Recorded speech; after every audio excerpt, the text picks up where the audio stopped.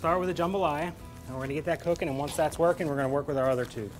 Because that's going to take us about 20 minutes once I get it all in the pot. And hopefully, we can get the other stuff done in about that same amount of time. Jambalaya can be made from any type of seafood. It can be shrimp, it can be crab, it could be alligator, it could be anything you can imagine. Alligator is my personal favorite, but not a whole lot you can do with alligator. Now, there's a whole lot of chopping involved in this one, so I went ahead and I started with a few things. And the first thing we're going to do, we're going to get our pot hot, and I managed to dice up some bacon, some onions, peppers, red peppers, celery, and ham. Okay, and as soon as this pan gets warm, we're going to throw bacon in there. We're going to start to brown that up. And while that's browning, we're going to work with our okra a little bit. How many people love okra? How many people can't stand it? How many people couldn't care either way? Or don't know what it is? I don't know a whole lot about okra. It's not something I've played with a whole lot. I do know it's a very seedy fruit, and it tends to be really slimy. But once you chop it up and you cook it down, it works out pretty well.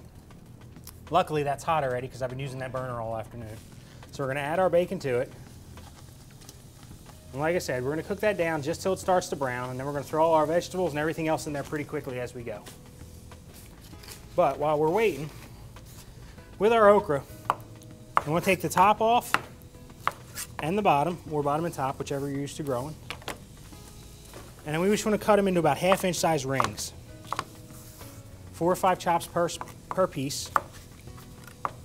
And then we want to reserve all those to the side so we have them ready.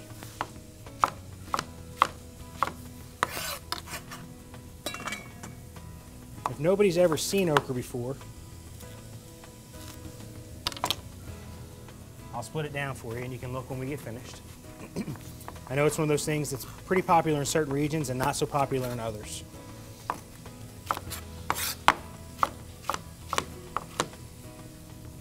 And I wanted to get everything else chopped this evening because it takes a little bit of time.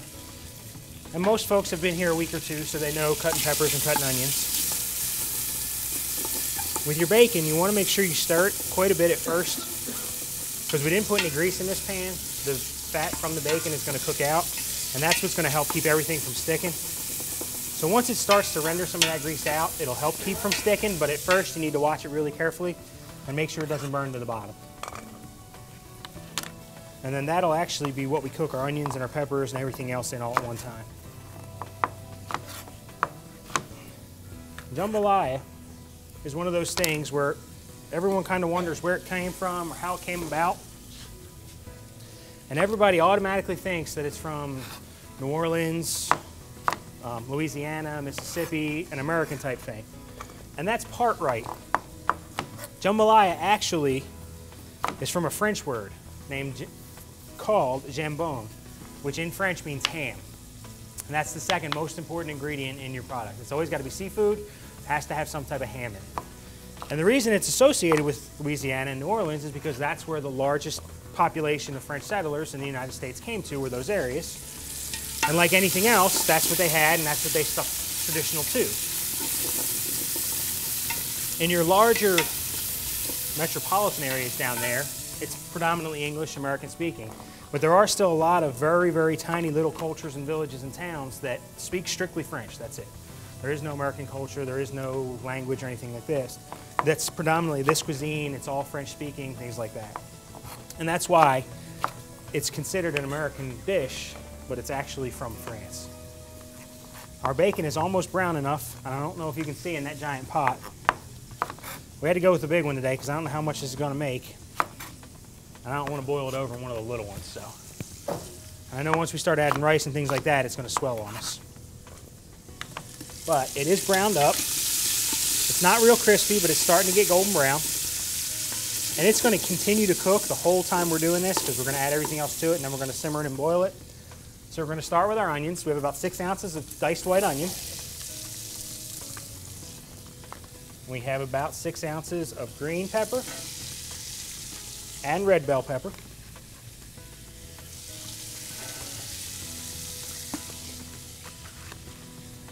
As well as celery. Now with our celery, all I did was I took our stalks and I rinsed them off, took the tops and bottoms off, and then I split them down the center once and then chopped them up the stalk. Okay, we don't need to do it much smaller than that. They're going to cook and they're going to break down. They're going to keep breaking down. And then the last thing we're going to add right this second is our ham. Sorry, two things. And then my favorite ingredient, garlic. There are no jalapenos this week for people who like hot, I'm sorry. Hot sauce, yes, but no jalapenos. I should open this before. I can't do it with the gloves on.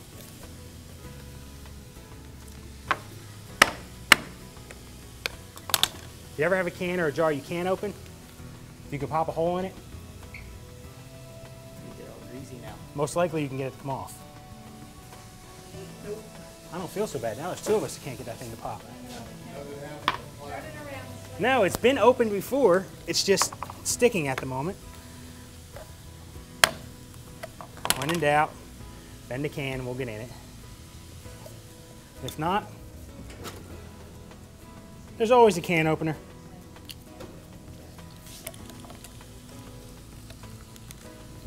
And we'll just use a spoon to scoop it out instead of actually opening the can.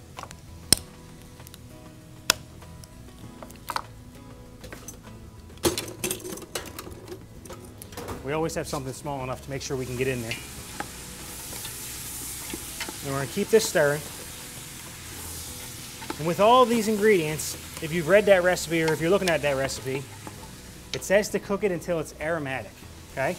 Basically what that means is, for those of you who have children, cook it until they come out of the bedroom and say, "Ooh, what's that smell?" For the rest of us, when you can walk away and still smell it, that's about perfect.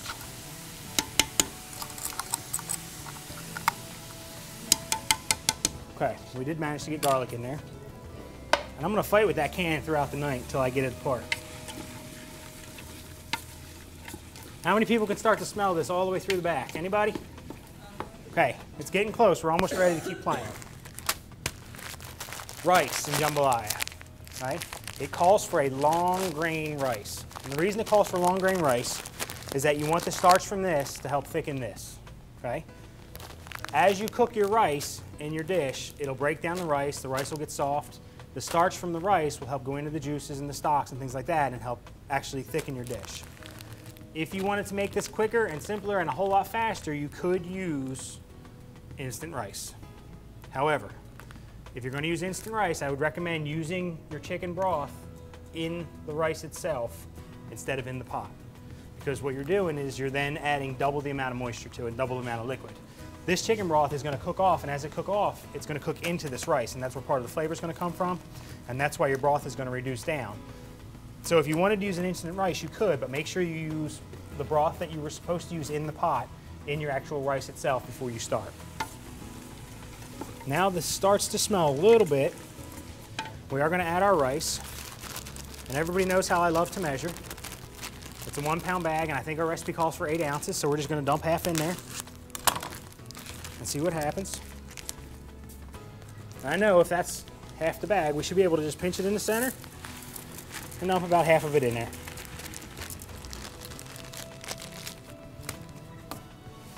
Now with your rice, what you're looking to do is completely coat it in that bacon grease and to just slightly start to get it to change color. It'll go from bright white to a tiny bit yellow or almost brown in color, and that's what you're looking for. That's how you know that the outside shell and the outside starch is starting to cook a little bit, and that'll help when you add your liquid to it, help pull some of that moisture in and make it go a little faster. Now that that rice is in there, we're going to add our salt, and that one I can't remember, so I'm going to check. 2 teaspoons. There's 1, 2. Hot sauce, because it's got to get hot sauce. It says at least 5 shakes. And then our thyme. And the reason we're putting our thyme in now is because as you heat it and as it starts to get that bacon grease on it, it's going to help open those flavors up a little more. And that becomes the first most apparent thing you can smell as you get close to this.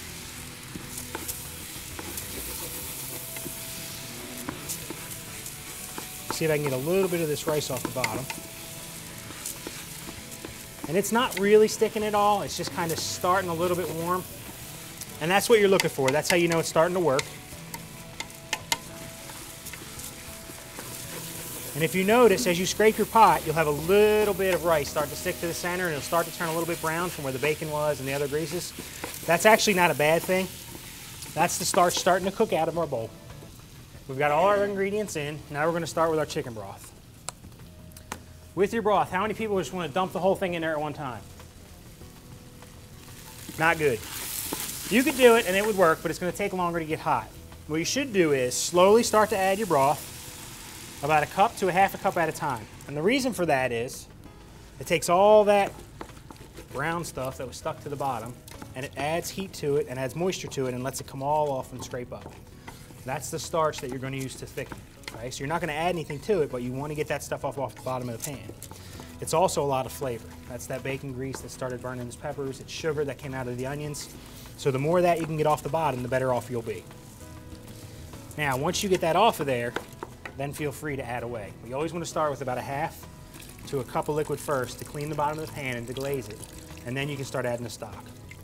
Now I'll use this to rinse down the sides of my pot, get all those loose grains to knock down in there. Kind of get all that mixed together for me. And now your herbs, since they've already been in with the bacon grease, the thyme especially, picked up some of that oil and picked up some of that grease and helped reconstitute a little bit of the herb, and now that'll actually help dissolve it back into our product. With these boxes, if you know you're going to use the whole thing, if you pop a hole in the back of it, it lets it all drain really fast, okay? If you're not going to use the whole thing, you just made a really big mess. So if you're going to use it, by all means, pop a small hole in the side. It'll help drain it out real fast. It lets air in the back, lets the product out of the front. We are going to let this simmer, and I am going to put a big lid on it because we need it to come to a boil, and once it comes to the boil, then we're going to add the rest of our ingredients. But while we're waiting for that, we're going to finish chopping our okra and getting this ready. Again, we want to keep these right about a ½ inch. If you get one that's a little bigger, it's not the end of the world. And we are going to flash them in a saute pan right before we put them into our pot, because we want to get them up to temperature, and you want them to cook quick, but you don't want them to kind of break apart and turn to mush and get all goopy and gooey.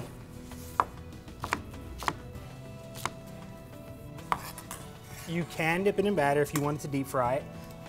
Most that I've ever seen was simply breaded. It's very small and time consuming if you were to actually batter it. If you were to leave them whole, that would be one thing. I would be worried about them bursting though. Most places will cut them into rings very similar to this, and then they'll pour egg wash over top of them, and then either put them in breadcrumbs or a seasoned type of flour, and then deep fry them that way. If you were going to use a batter, you could. It's going to be a really sticky mess on your fingers because they are naturally a sticky product and a little bit slimy, and it's going to be time consuming because trying to get them apart is going to be tricky.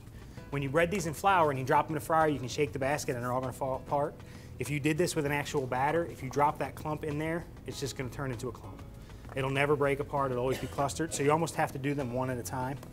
And I don't know how much time you have or how much enjoyment you have in standing over a fryer, but pretty sure it would be fingers that ended up going in, more so than the okra.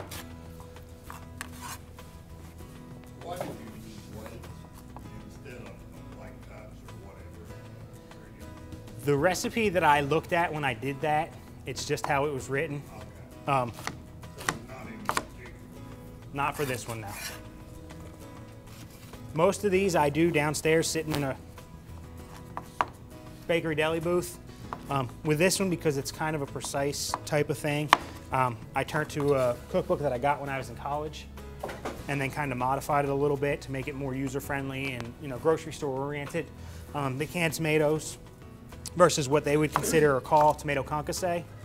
Tomato concasse is tomatoes that have been boiled and peeled and then diced. That's kind of what this is. Same thing, just a little bit different way of going about it. More store-friendly type things. And I just didn't think to change them from one to the other. No, it's a classical French recipe that I used, and when they measure, it's in pecks and bushels and hands and things like that, or just straight ounces or milliliters. The recipe actually in the book was written twice. It was written in ounces and in milliliters or grams or metric, some sort. And this was just the easiest, most understandable way to go about it. Okay, we're about done with our okra. And I think our pot is just about to start boiling. And once it does that, we'll add the rest of our ingredients and then we'll switch over to our other recipes. I did preheat our oven to 350 degrees about 2 hours ago. Those of you who've been here before know that oven hates me. So, we turned it on, 350, like I said, about 5 o'clock, I guess it was when I turned it on, 5:30, something like that, just to make sure it would get up to temperature and then I'd know it would work. Because you can't do baked barbecue shrimp if you don't have an oven to bake them in. So, I know that's ready to play. These are our last 2 okra. So we'll get them in our bowl, so that's all ready. It does as well because there is some starch in it. I don't know how much because like I said, I have not played with okra a whole lot. But anything that you add into this that has starch in it will help it thicken. There are some recipes that use potatoes and things like that. I don't know if you can see this knife, but just from cutting that, it's very sticky and slimy and starchy.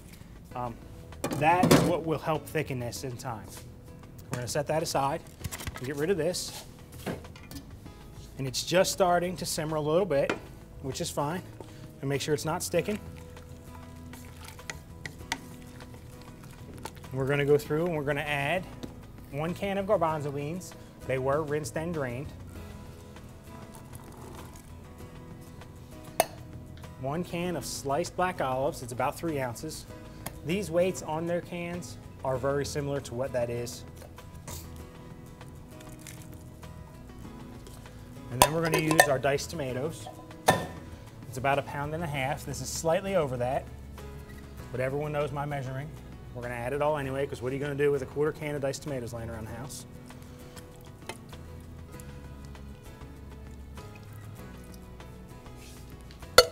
And this time, remember I said every week I've been using a different type of tomato? This one is a chili tomato with onions in it. So I will leave one of them up there so you can look and see.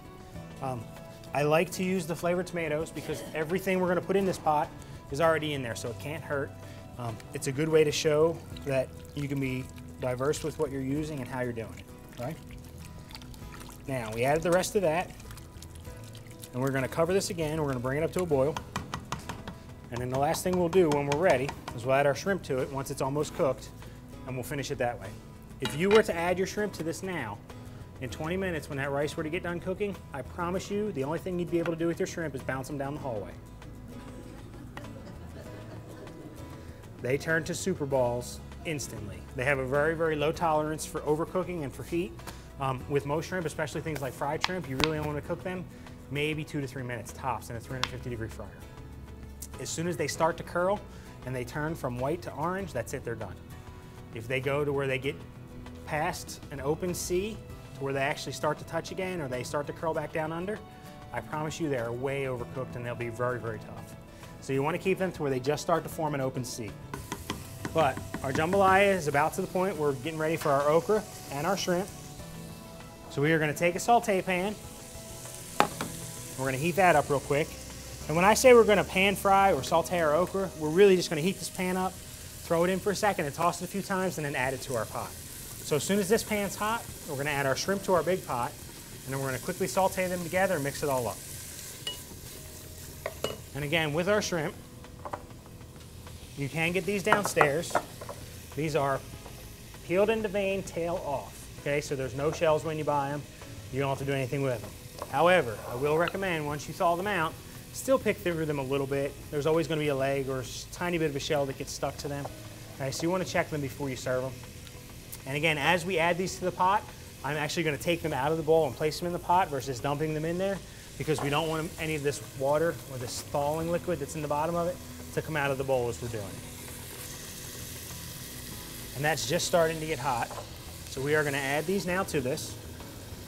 And this should stop it from simmering right away, but it shouldn't keep it that way for long. There's one of those legs I was telling you about.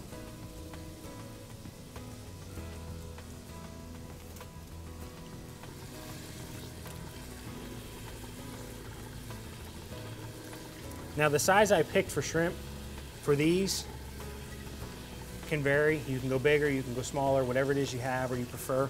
Some people like the tinier shrimp because they're a little bit easier to chew. Some people like the bigger shrimp just because you can see them a little better. I just went with a pretty neutral, and I believe these are $41.50 peeled and deveined tail off. So it's $41 to $50 per pound. Okay, we have that all added. Always make sure if you're using gloves to change them. If not, wash your hands between touching products because you don't want to handle raw seafood, especially with any other product. So we'll stir that down. And again, this shouldn't take very long to cook because that liquid's very hot. And you can actually boil shrimp if you were to take raw shrimp and put them straight into boiling water in about 5 minutes. Okay, so in this cooking liquid, it shouldn't take very long at all. With our no-stick pan, our bacon's cooking up nicely. It's almost brown to the point. And I believe our saute pan is hot, so we're gonna add our okra to this first just to get this out of the way. We're gonna let that sit for a few minutes. No, I didn't put any oil in this. I'm just using a non-stick pan, and that's helping it, one, keep from sticking, and two, I want the, I hate to say slime, but the stickiness of the okra to kind of cook out a little bit and warm it up. It is a beautiful day out, isn't it? It is warm, and you can see it's just starting to steam a little bit, so we're gonna add that to that. We're gonna stir it all up, and that'll be finished. And you should see that all those colors that we worked on are going right into this bowl.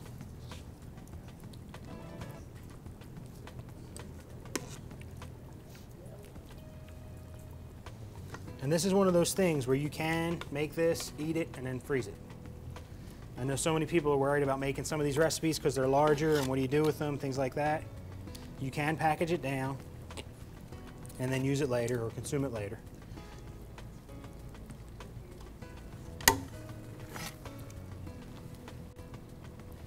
Okay, we'll set this off the heat and out of the way, and that one's now ready.